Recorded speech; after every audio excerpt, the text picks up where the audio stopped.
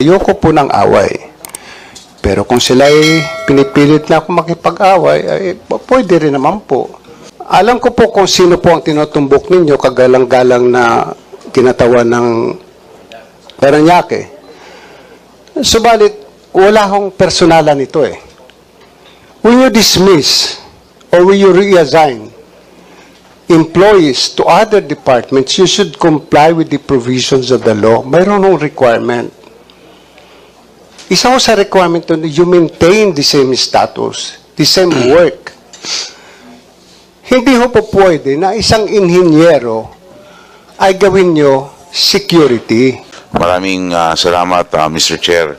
Magandang umaga po sa Ombudsman family headed by Justice Samuel Martires. Ako po ay may tatlong katanungan.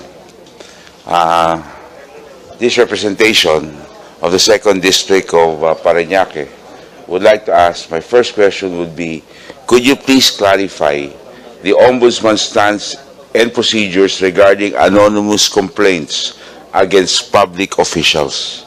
How does the Ombudsman evaluate, investigate such complaints, and what criteria are used to determine whether anonymous complaints are acted upon or not? Mr. Chair, Your Honor, the Ombudsman pursuant to the Constitution and the law creating the Office of the Ombudsman 6770 has given the Ombudsman the authority to investigate motu proprio. We also entertain anonymous complaints if the complaints have verifiable facts. Ibig pong sabihin, if the facts stated in the complaint can be verified and there is substantial evidence to show that pwede namin pagpatuloy ang investigasyon, we continue with that. Just like in the judiciary, where there is a complaint against a judge, even if it is an anonymous complaint, the Supreme Court also entertains those matters. Thank you very much, Your Honor. And ano po ang criteria po natin o basihan pag sinabi po natin siya po ay dapat aksyonan o hindi? Once we establish the verifiable facts, we validate. Ito bang mga ito ay totoo, nag-exist? So that's where we conduct the fact-finding investigation or the case build-up to validate all these facts that are stated in the anonymous complaint. Because otherwise, kung wala man lang kami makuhang ebidensya, walang dokumento, walang witness na pwede mag-testify, the investigators will just recommend for the dismissal of the complaint. Okay. Second question. In light of the Office of the Ombudsman's decision to file graft charges against individuals involved in the purchase of COVID-19 RT-PCR test kits from Pharmalic Pharmaceutical Corporation and the subsequent recommendation for penalties, can you please clarify what specific actions or measures the Office of the Ombudsman intends to take to ensure the enforcement of these penalties and legal accountability of those involved in the case? Your Honor, Mr. Chair, Your Honor, sa administrative aspect of those involved in the in the purchase of test kits, one of those that was dismissed from the service is the Ombudsman's own overall Deputy Ombudsman. Karamihan po doon na-dismiss, may mga na-dismiss na from the service. On the criminal aspect, we're just waiting that the motion for reconsideration of the persons involved of the respondents is resolved, and we will immediately file this with the Sandigan Bayan, Your Honor.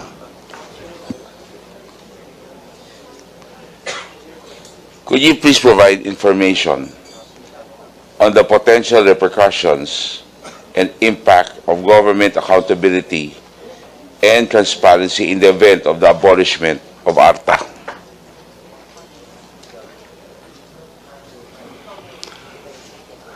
Mr. Chairman, Your Honor, I have nothing against ARTA. I want to make this clear, I have nothing against ARTA, except that the law that created ARTA has partly trodden into the path of the Ombudsman.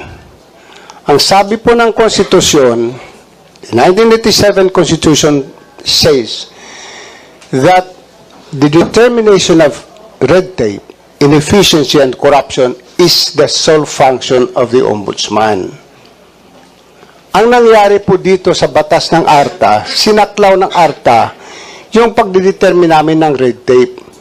Wala akong pakialam kung gawin ng ARTA yung pagtulong sa mga ahensya ng gobyerno para mapabilis ang kanilang to oversee yung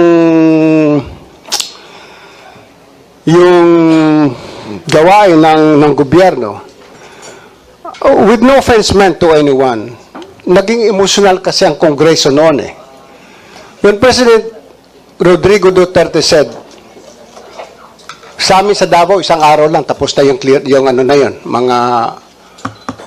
mga application for licenses. I mean, I have nothing against anyone or whoever has passed those, has authored this law, but parang naging emotional eh. It was more of an emotional decision rather than looking into ano ba other existing laws. It is true that the Ombudsman during the previous years ay hindi na-address yung determination of red tape and efficiency. What are the causes of inefficiency? Because the office of the Ombudsman has been overwhelmed with complaints, with cases. Sinisimula na nga sana nitong panahon ko, pero mayroon namang ARTA, ano naman ang gagawin ko? So I have a conversation with ARTA. Go ahead with what you're doing. We will also do what we are supposed to do under the law. Thank you, Your Honor. Mr. Chair, I just would like to not really forewarn, but maybe caution also, and let us be very careful, especially when we dismiss or we prosecute or recommend for the prosecution of people who came from the private sector and joined government. Kasi po, nangyayari po niyon, ang usap-usapan, sa marami pong nasususpindi, natatanggal ng mga tao sa gobyerno na galing po sa pribado, marami na rin pong natatakot sa pribado na sumama po sa gobyerno. So, dapat tingnan ho natin mabuti ho to. Dahil nagkakaroon ho ng takot at concern yung mga gustong magagaling na galing ho sa pribado, sumama sa gobyerno at tumulong sa ating pamahalaan. Mr. Alam ko po kung sino po ang tinutumbok ninyo kagalang-galang na kinatawan ng Paranaque. Subalit, wala hong personalan ito eh. When you dismiss or when you reassign employees to other departments, you should comply with the provisions of the law. Mayroon hong requirement. Isa ko sa requirement to you maintain the same status, the same work. Hindi ho po pwede na isang inhinyero ay gawin nyo security. O ang isang security, i-assign mo bilang kahero. Siguro magkaiba ho ang mga functions nito. Para ho nag-assign kayo ng isang abogado na gawin niyang taga-imbalsa mo. O ang isang surgeon na gawin yung isang prosecutor na hindi naman abogado. So, there is no, there's nothing wrong if a person from the private sector joins the government. For as long as you comply with government laws and regulations, you do not violate the law, wala hong dapat ikatakot. Marami pong salamat. Marami rin po salamat, Mr. Chair, Mr. Ombudsman. Palagay ko ho ay hindi ko isa lang po yan sa maybe mga tao na naapektuhan, pero marami naman po at even before your time na may mga nangyari pong ganyan. Meron po sa BIR na magagaling na humawak po dyan, tinanggal at sila'y very disgruntled. At syempre kumakalat naman po yan sa business community.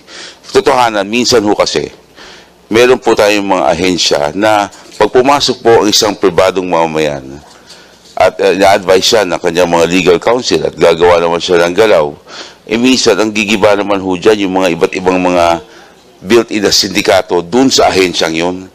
So ang gibaan ho dyan ay kawawa ho yung isang pribadong mamamayan na talagang gustong tumulong, gawin yung dapat ginagawa niya sa pag-manage niya sa isang pribadong kumpanya, at ito'y dali niya sa gobyerno. Ang problema, ang gigibaho dyan ay yung mga sasagasaan at yung mga sindikato. At marami pong ahensyang ganyan po.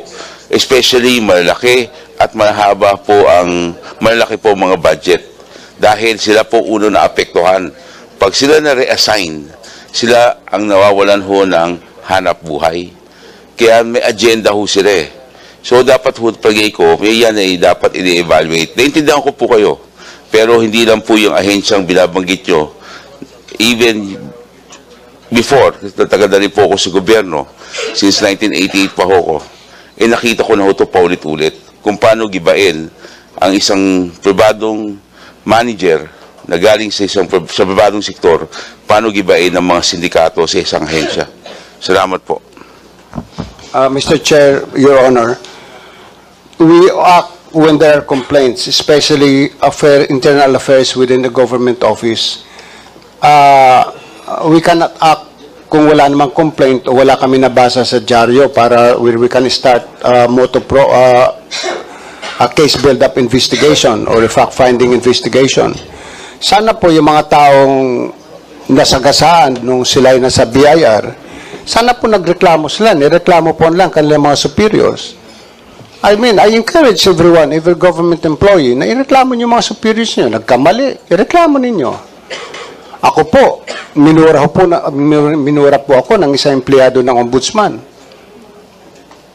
When I said during the last budget hearing in the Senate that even the ombudsman is not free from corruption, isang empleyado po namin. Tinawag pa ako si Raulo. Minura po ako, ginamit po malalalim na termino sa Bisaya. Pero pinagsawalang bahala ko yun. Pagsama yun sa trabaho ko eh. So, I encourage government employees, ireklamo nyo ang inyong mga boss. Kung sila'y nagkasala, sila'y tiwali, ireklamo ninyo. Just be sure that pagdating ng investigasyon, kayo'y haharap. Hindi yung magrereklamo lang kayo. Na marami kasi sa ombudsman po ngayon na magpa-file ng complaint. Pag sinimula namin investigasyon, alam mo nyo sinasagot? Basta nag-file ako ng complaint, wala na akong pakialam dyan, bahala na kayo. Saan po kami kukuha ng witness? Kung hindi siya mismo na nag-file ng reklamo. Marami pong ganyan. Kanya't nag-iisip nga po ako na i-cite in contempt itong mga tao nagpa-file ng mga harassment suits Karamihan po sa mga empleyado sa gobyerno, lalo na mga politiko, ay victims of harassment suits. I stand by that. Marami po. At siguro nga values talaga ito Maano sa tao yung inggit, pumapasok sa atin inggit na aywan ko pero values all boils down to values. And I encourage government officials, Honorable Congressman Tambunting, can tell them they can file their complaint anytime with the Office of the Ombudsman, and we will act on that. Thank you very much. Thank you very much, Mr. Chair. Thank you, Representative Gats, Tambunting. I just would like to ask the Ombudsman about the ARTA, no? Would you therefore suggest that, because it's overlapping function, that ARTA law should be repealed or modified or what?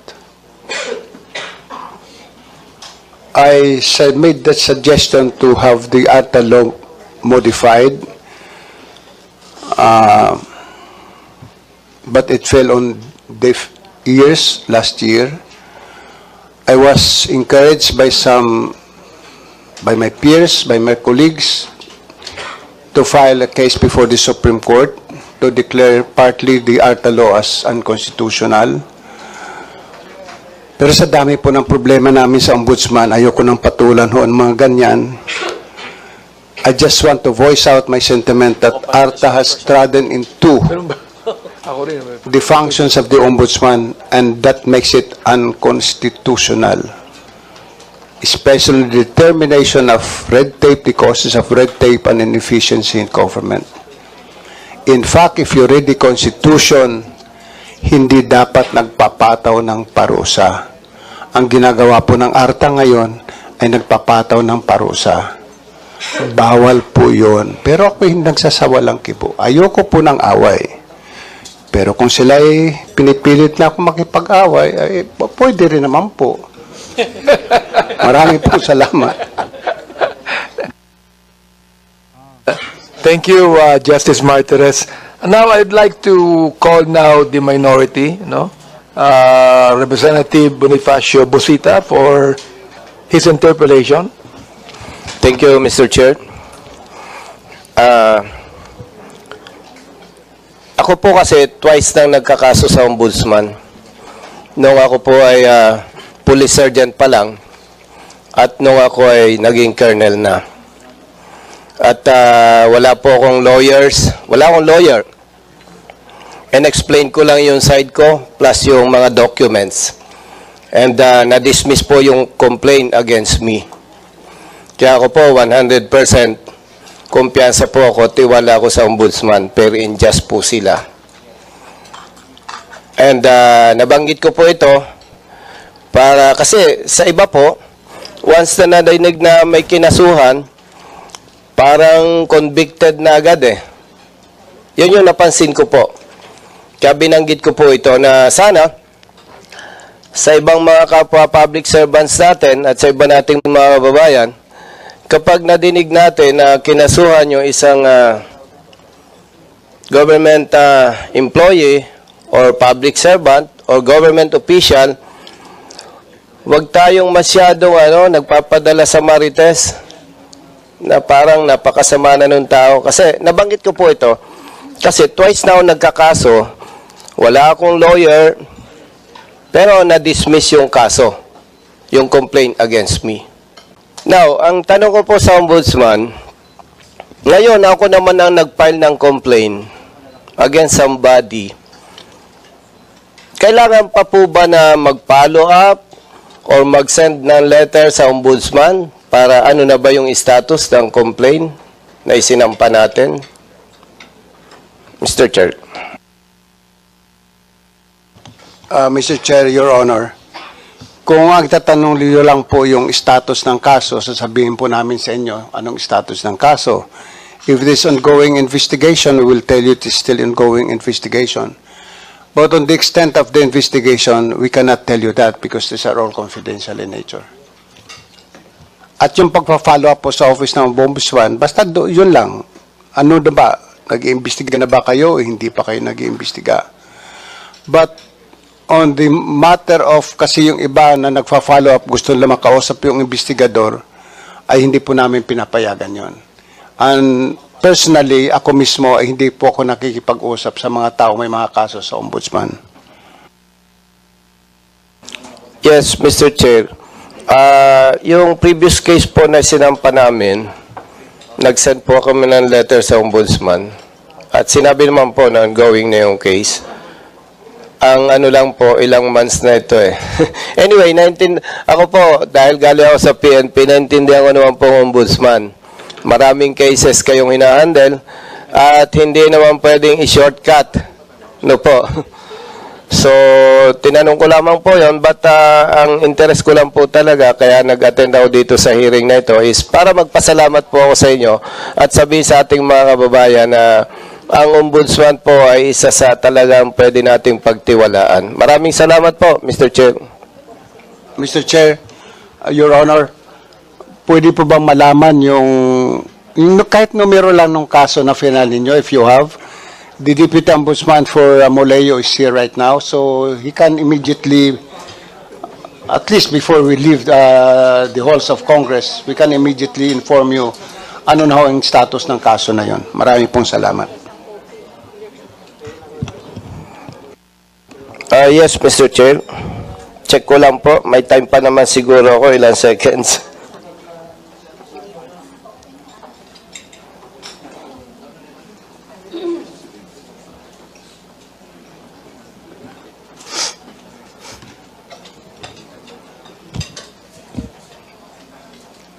Ombudsman, case number Oscar Mike Bravo, Charlie, Alpha, November, 22-02-83. I will repeat, Mr. Chair. Ombudsman, case number Oscar Mike Bravo, Charlie, Alpha, November, 22-02-83. Yun lamang po, Mr. Chair. Thank you. Thank you, Congressman Busita. Hindi naman siguro ako yun, no? Okay. I would like now to recognize Representative Richard Gomez for his interpellation. Thank you, Mr. Chair. I was very delighted with the manifestation of the good ombudsman when he mentioned the publication of the audit observation memo. As a matter of fact, Mr. Chair, Mr. Ombudsman, I filed the House resolution in August of 2022, almost a month ago. And this resolution is urging the Commission on Audit to withhold publication of its audit findings, observations, or reports until the same have been final, simply because the COA traditionally publishes tentative findings of its audits or observation memos before finalizing and issuing its official reports. And the publication of such audit observation memoranda may lead to premature and unsubstantiated conclusions which could negatively impact the reputation and credibility of audited agencies, primarily LCEs, and the department agency heads. And also the publication of audit observations may cause unnecessary panic or confusion among the general public without providing a complete and accurate picture of the audited agency's financial situation or compliance status. And also, instances have occurred in the past that when what initially appeared as irregular, unnecessary, extravagant, or preposterous expenditures or uses of government funds and properties have actually been founded to be regular, lawful, or prudent once concerned office or entity has been given a reasonable opportunity to explain and present its side. So withholding the publication of tentative findings will allow the Commission on Audit to ensure the accuracy and completeness of its audit reports, thus upholding its commitment to transparency and accountability. Why am I saying this? Because prior to being a congressman, I was a mayor. And, government system is not a perfect system. Sometimes we have our shortcomings and faults, but a lot of this can be corrected. And ang problema, pag nandiyan na yung observation memo, nag-exit conference na, at ipinablish ito, diyan na dumarating yung mga kalaban mo sa politika o kayo yung mga ayaw sa'yo.